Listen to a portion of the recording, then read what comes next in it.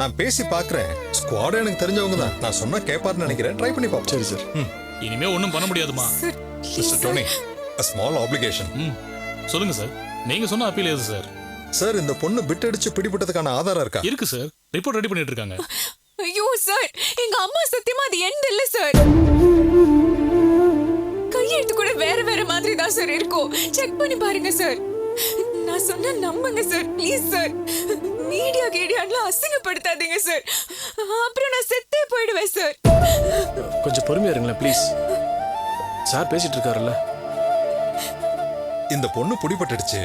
Exam எழுத முடியாம பண்ணியாச்சு. ஒரு தப்புக்கு ஒரு தண்டனை போதாதா? நல்ல குடும்பத்து பொண்ணு.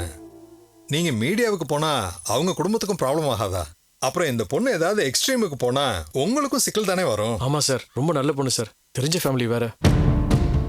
ஆமா, நீங்க யாரு? எங்க ஓல்ட் ஸ்டூடெண்ட் சார். இவர் வந்து கம்ப்யூட்டர் லேபுக்காக 2 லட்சம் ரூபாய் டொனேஷன் கொடுத்திருக்காரு. பெரிய குடும்பம் சார். சார் போதும் சார். தயவு செஞ்சு என்ன அசிங்கப்படுத்தாதீங்க சார். பேப்பர்ல எல்லாம் பேர் வந்தா நிஜமா நான் செத்துருவேன் சார். Please sir. சரி சரி, கூல் டவுன்.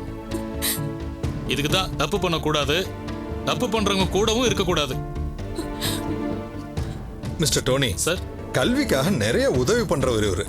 இவரோட வார்த்தைக்கு மதிப்பு கொடுங்க ப்ளீஸ். சரி ஓகே சார், நீங்க சொல்றதால விட்டுறேன். இது பாருங்கம்மா, இன்னொரு தடவை மாட்டினீங்க உங்க போட்டோ கண்டிப்பா மீடியால வந்துடும். ஜாக்கிரதை. போங்க.